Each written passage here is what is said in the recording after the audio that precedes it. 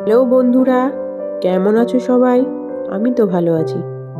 তোমরা সবাই কেমন আছো কমেন্ট করে অবশ্যই জানাবে। আমি শাহনাজ পারভিন প্রতিদিনের মতো আবারও একটি নতুন রান্নার রেসিপি নিয়ে চলে এসেছি। পটল চিংড়ির দম। তার জন্য আমি এখানে বড় সাইজের চিংড়ি মাছ নিয়েছি।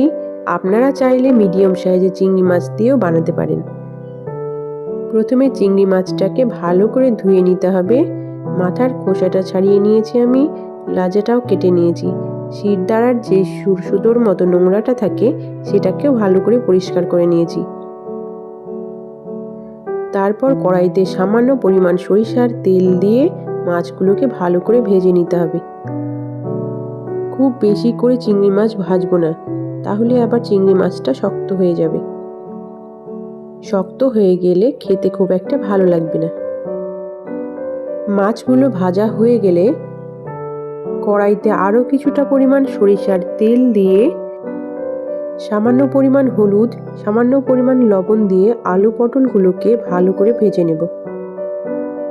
আলু পটলগুলো ভালো করে ভাজা হয়ে গেলে তুলে নিয়ে কড়াইতে সামান্য পরিমাণ সরিষার তেল দিয়ে আগে থেকে বেটে রাখা পেঁয়াজ বাটা, আদা বাটা, রসুন বাটার পেস্টটা দিয়ে দেব। মশলাটা ভালো করে কষিয়ে নেব যাতে মশলার কাঁচা গন্ধটা না থাকে। তারপর পরিমাণ মতো লবণ, পরিমাণ মতো হলুদ গুঁড়ো, পরিমাণ মতো জিরে গুঁড়ো, পরিমাণ মতো লাল লঙ্কার গুঁড়ো দিয়ে মশলাটা আরও বেশ কিছুক্ষণ কষাতে হবে। তারপর মশলাটা কষানো হয়ে গেলে তাতে আগে থেকে কুচানো টমেটো দিয়ে দেব। ততক্ষণ পর্যন্ত মশলাটা কষাবো যতক্ষণ না টমেটোটা সেদ্ধ হয়ে আসে। টমেটোটা সেদ্ধ হয়ে আসলে হালকা কুসুম গরম পানি দিয়ে দেব। পানিটা ফুটে গেলে আগে থেকে ভেজে রাখা চিংড়ি মাছ, ভেজে রাখা আলু পটলগুলো দিয়ে দিতে হবে। আপনারা চাইলে এখানে সামান্য পরিমাণ চিনি অ্যাড করতে পারেন। যাদের মিষ্টি পছন্দ হয় তারা দেবেন, যাদের মিষ্টি পছন্দ হয় না তারা দেবেন না। তারপর আলু পটলগুলো সেদ্ধ হয়ে আসলে গরম মশলা গুঁড়ো ছড়িয়ে নামিয়ে পরিবেশন করুন গরম গরম ভাতের সঙ্গে। খেতে খুব সুন্দর লাগবে।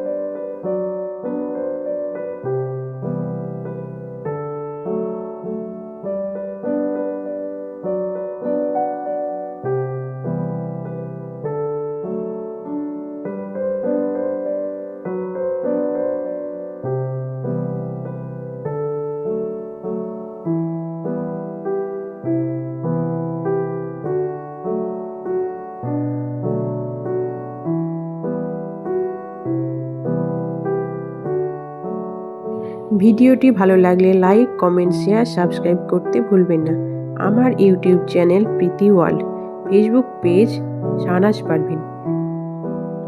আমি আজকের মতো বিদায় নিচ্ছি।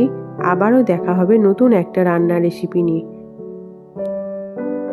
ততক্ষণ পর্যন্ত সবাই ভালো থাকবেন, সুস্থ থাকবেন আর আমার জন্য দোয়া করবেন।